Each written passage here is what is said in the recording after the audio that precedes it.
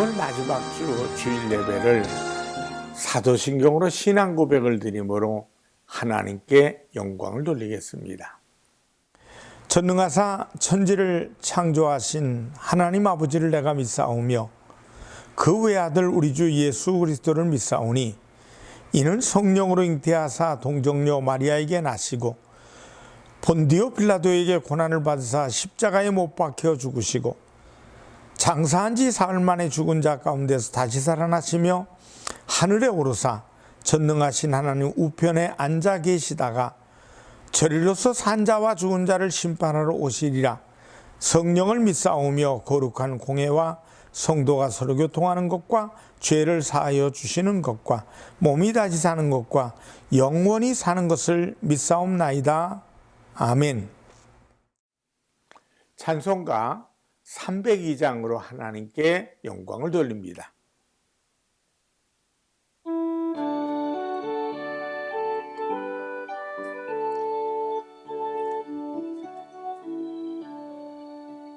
내 주 하나님 넓고 큰 은혜는 저 큰 바다보다 깊다.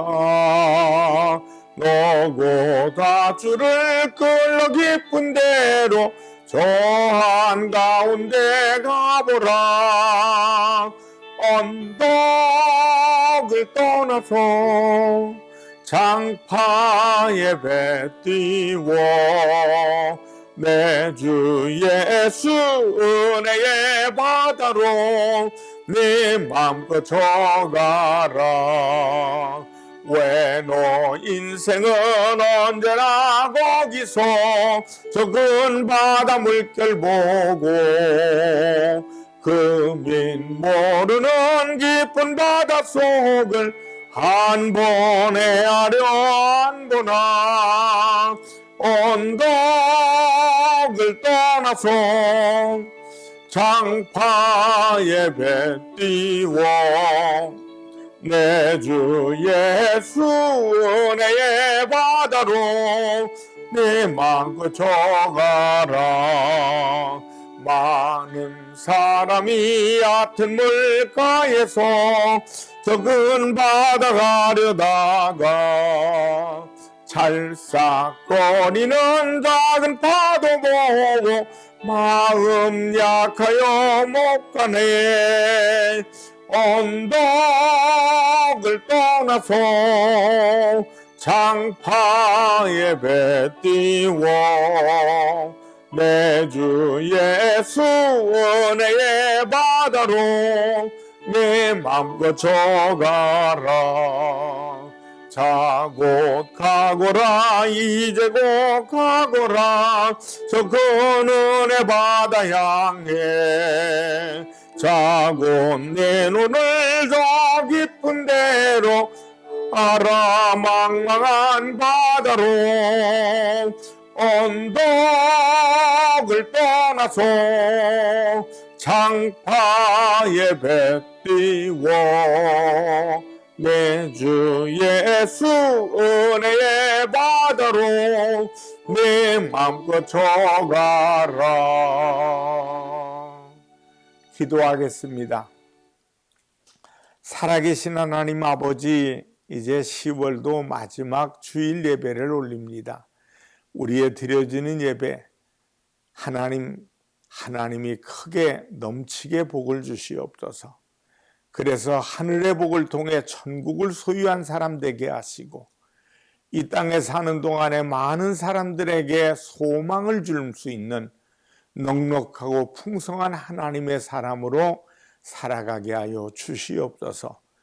이제 남은 2달 동안 주님을 더 뜨겁게 사랑하고 하나님 나라와 하나님 영광을 위해서 아버지의 나라와 축복이 임하게 하시고 또 주님을 증거하는 삶으로 살게 하시옵소서. 세상 끝날까지 복되게 하시옵소서. 예수님의 이름으로 기도드리옵나이다. 아멘. 하나님 말씀은 마태복음 15장 21절로 28절이 되겠습니다. 예수께서 거기서 나가사 두로와 시돈 지방으로 들어가시니 가나안 여자 하나가 그 지경에서 나와서 소리질러 이르되 주 다윗의 자손이요 나를 불쌍히 여기소서 내 딸이 흉악하게 귀신 들렸나이다 하되 예수는 한 말씀도 대답하지 아니하시니 제자들이 와서 청하여 말하되 그 여자가 우리 뒤에서 소리를 지르오니 그를 보내소서. 예수께서 대답하여 이르시되 나는 이스라엘 집의 잃어버린 양 외에는 다른 곳에 보내심을 받지 아니하였노라 하시니 여자가 와서 예수께 절하며 이르되 주여 저를 도우소서. 대답하여 이르시되 자녀의 떡을 취하여 개들에게 던짐이 마땅하지 아니하니라. 여자가 이르되 주여 올소이다마는 개들도 제 주인의 상에서 떨어지는 부스러기를 먹나이다 하니 이에 예수께서 대답하여 이르시되 여자여 네 믿음이 크도다. 네 소원대로 되리라 하시니 그때로부터 그의 딸이 나으니라. 마태복음 15장 21절로 28절의 말씀을 통해 예수님이 칭찬한 믿음, 이런 제목으로 은혜를 나눕니다. 우리가 살아가면서 많이 쓰는 말 중 가성비라는 말을 씁니다. 이 말은 가격 대비 그 효과를 나타내는 말입니다. 그러니까 무슨 물건을 샀을 때 그 물건이 내가 낸 이상으로 품질이 좋고 싸다고 생각할 때 가성비가 좋다고 합니다. 인생도 가성비가 높은 인생을 살 때 만족도가 높습니다.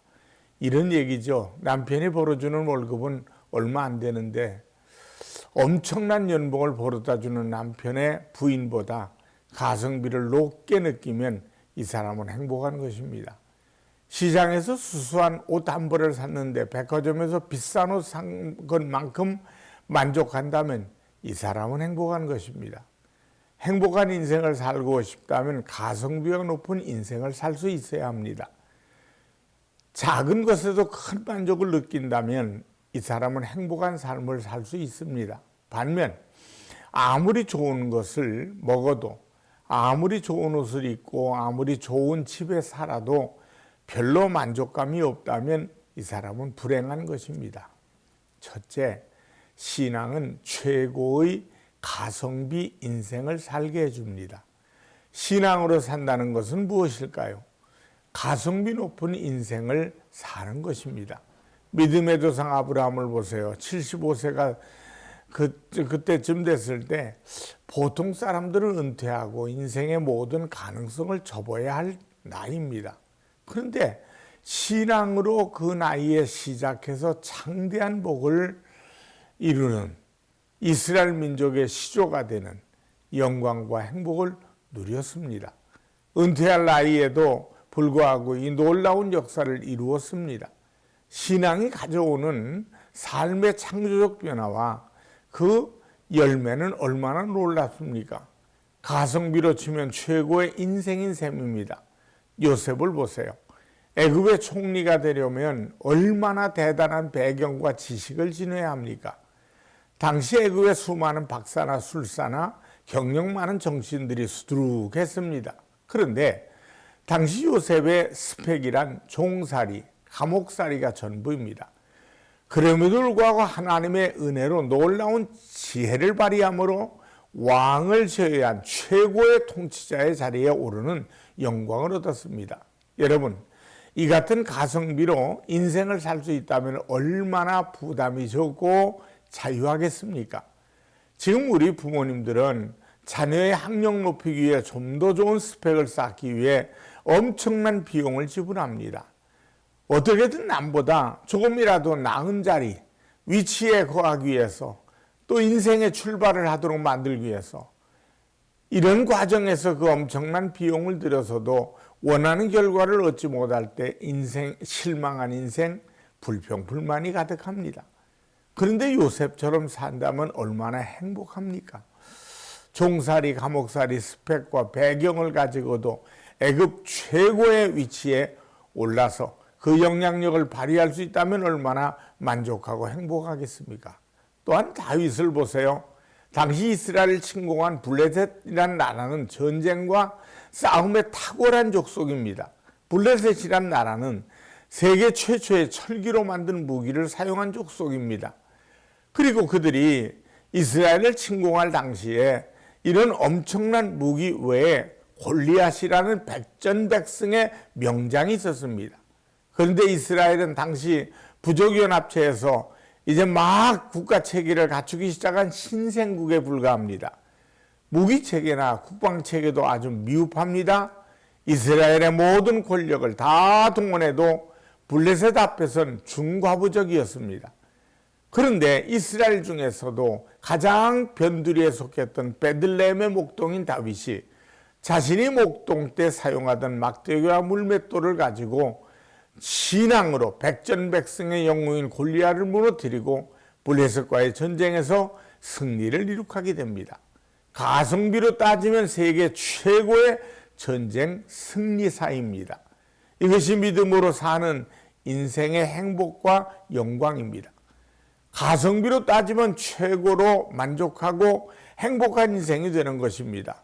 세상은 자기 의지와 노력과 수단을 동원해도 자기가 원하는 삶의 결과를 이루지 못합니다. 말하자면 투자 대비 효과가 별로인 것입니다. 그래서 애쓰고 힘쓰고 좀처럼 만족감을 느끼지 못합니다. 그런데 신앙은 그렇지 않습니다. 신앙은 자신이 존재하는 것만으로 시작하면 됩니다. 자기 능력과 자기의 한계 이상의 무엇을 획득하려고 고민할 필요가 없습니다. 그냥 내 모습 그대로 하나님 앞에 나오면 됩니다. 하나님은 모세를 통해 출애굽의 역사를 시작할 때 그에게 물으셨습니다. 내게 있는 것이 무엇이냐? 모세가 대답합니다. 이 늙은 몸과 그 몸을 의지하는 지팡이입니다. 하나님 말씀합니다. 그거면 족하다. 출애굽의 역사를 위해서 가라. 얼마나 엄청난 가성비입니까? 여기에 신앙에 만족이 있고 행복이 있고 자유가 있는 것입니다. 사랑하는 성도 여러분, 하나님께서 여러분의 인생을 하나님이 뜻하신 복되고 영광스러운 인생으로 살아가는데 무엇이 필요하다고 생각됩니까? 그렇게 되려면 남보다 좋은 학력이 필요하고 남보다 좋은 배경이 필요하고 남보다 월등한 인맥이나 권력이 필요합니다. 그런데 하나님은 무엇을 하실까요? 그런 거 다 없어도 된다. 너만 있으면 된다. 그것만으로 너의 인생을 복되고 영광스럽게 세워가기에 충분하다는 것이죠. 이것이 하나님의 은혜요, 하나님의 지혜요, 하나님의 능력입니다. 여기에 우리의 소망이 있고 삶의 능력이 있는 것입니다. 둘째, 부스러기 은혜만으로 만족하는 신앙을 지내십시다. 오늘 본문에는 은혜에 대해 가장 최고의 가성비를 보여주는 가나안 여인이 나옵니다. 이 여인은 자신이 처한 인생의 고통과 고난을 해결하는데 주님의 부스러기 은혜만 있으면 된다고 고백합니다. 부스러기 은혜만 있으면 족합니다 하고 생각하는 이 여인은 얼마나 행복하고 자유하겠습니까? 이런 사람은 남과 경쟁할 필요도 없습니다. 어떤 고난과 환난에도 좌절할 필요가 없습니다. 남들 다 베풀고 남은 은혜만으로도 내 인생의 문제는 해결되고 새로운 삶을 시작할 수 있고 원하는 삶의 결실을 이룰 수 있기에 부스러기 은혜 외에 더 이상의 것은 필요하지도 않습니다. 가성비 최고의 인생이지요? 반대로 생각해 보세요. 하나님, 남들 다 주는 은혜로는 절대 안 됩니다. 저는 그 이상의 특별한 것이 필요합니다라고 생각하는 사람은 얼마나 조마조마하고 불안하고 불만족스럽겠습니까? 인생의 삶에선 결코 만족할 수 없습니다.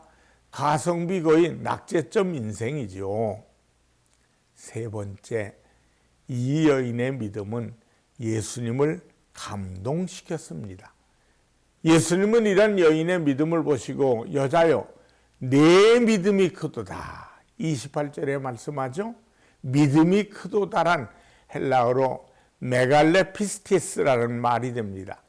이 말은 메가톤급 믿음이라는 뜻이에요. 감탄형으로 되어 있습니다. 겨우 부스러기 은혜를 구하는데 하나님은 이 여인의 믿음을 메가톤급으로 인정하시고 감탄하셨습니다. 왜일까요? 부스러기 은혜를 구하는 이 여인의 믿음의 내면을 들여다보면 감탄하지 않을 수 없습니다. 그 내면은 이런 것이죠. 첫째는 주님 당신의 은혜와 능력은 너무나 크고 놀라워서 그 부스러기 은혜만으로도 충분합니다. 주님과 그분의 능력이 한없이 크다는 것을 인정하고 있는 것입니다. 작은 두 번째는 나의 인생의 문제는 그 은혜 앞에서 보면 너무나 작아서 부스러기 은혜만으로도 충분합니다. 우리가 볼 때 남편 없이 귀신 들린 딸을 돌보는 이 여인의 문제는 작은 문제입니까? 오히려 문제가 심각해서 웬만한 은혜로는 해결될 것 같지 않습니다. 이 여인에게는 큰 거 한 방 필요합니다. 그럼에도 불구하고 이 여인은 부스러기 은혜를 구하고 있습니다. 주님은 전능하신 분이라고, 그래서 부스러기만 있어도 된다는 겁니다. 믿음입니다. 이 믿음을 보시고 예수님께서 감동하신 겁니다. 주님이 원하시는 것은 바로 이런 믿음입니다. 여러분, 우리도 이 여인처럼 주님의 마음을 감동시킬 수 있는 믿음으로 나아가는 성도가 됩시다. 전능하신 주님을 바라보고 의지하며 믿음으로 나아갑시다. 이사야 선지자는 너희는 눈을 높이 들어 누가 이 모든 것을 창조하였나 보라. 주께서는 수요대로 만상을 이끌어 내시고 그들의 모든 이름을 부르시나니 그의 권세가 크고 그의 능력이 강함으로 하나도 빠짐이 없느니라. 오직 야훼를 앙망하는 자는 새 힘을 얻으리니 독수리가 날개치며 올라감 같을 것이요 다른 박질하여도 곤비하지 아니하겠고 걸어가도 피곤하지 아니하리로다. 이사야 40장 26절로 31절을 요약했습니다.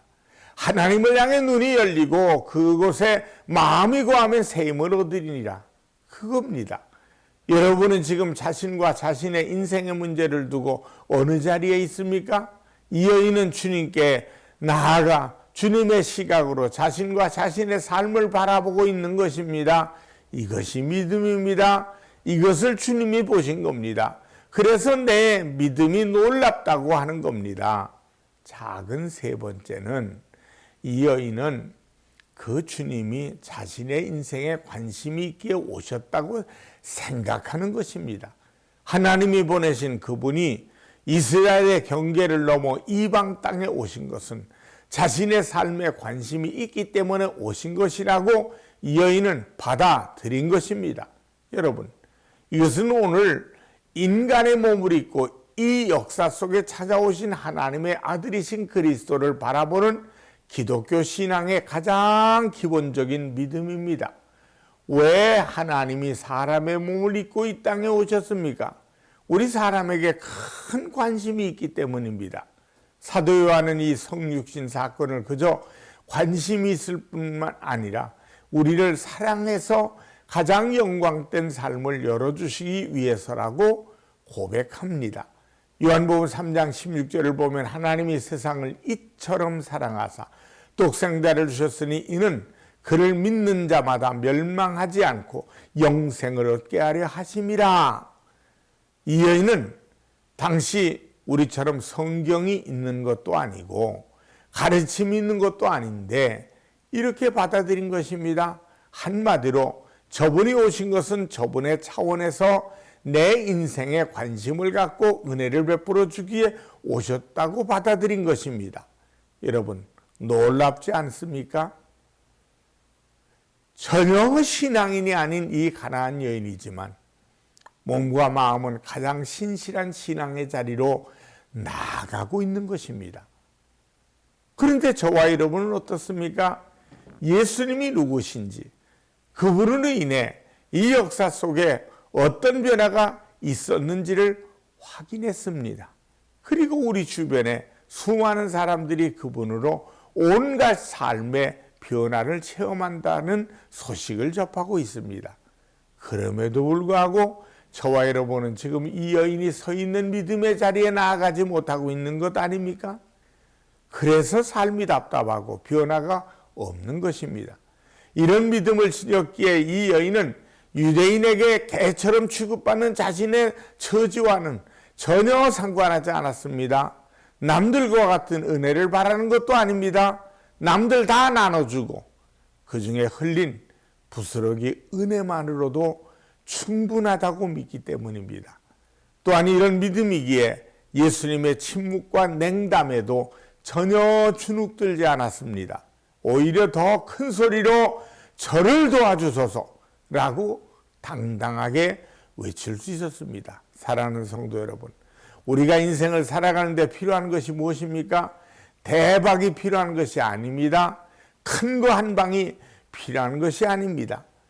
이 여인이 간구했던 부스러기 은혜만으로도 족합니다 하는 내면의 믿음이 필요합니다. 오늘 말씀을 통해 이 믿음으로 충만하게 되는 그 은혜가 있기를 주님의 이름으로 축원합니다. 기도하겠습니다. 하나님 아버지, 오늘 가나안 여인을 보면서 많은 사람들이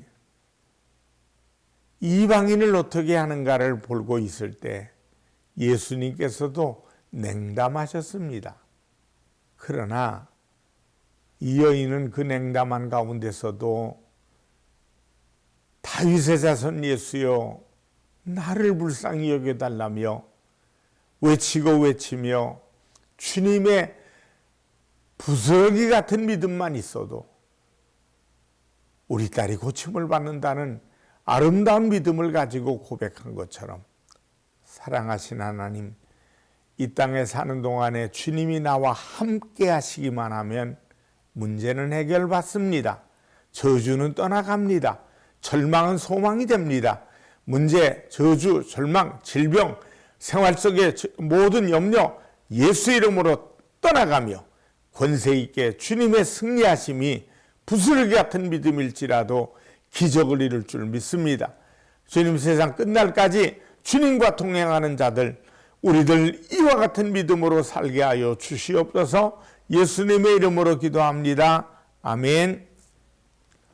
헌금을 위해 축복합니다. 살아계신 하나님 앞에 정성껏 믿음의 예물을 심어 싸우니 1000배 만배로 갚아 주시옵소서. 어디를 가든 나눠주고 구워주게 하시옵소서. 베풀고 또 베풀 수 있는 능력도 주시옵소서. 예수님의 이름으로 기도합니다. 아멘. 축도하겠습니다. 지금은 우리 주 예수 그리스도의 은혜와 하나님 아버지의 무한하신 사랑하심과 성령 하나님의 충만 교통하심이 예배드리며 영광들을 모든 이들에게 이제부터 영원토록 함께 하시기를 간절히 축원하옵나이다. 아멘.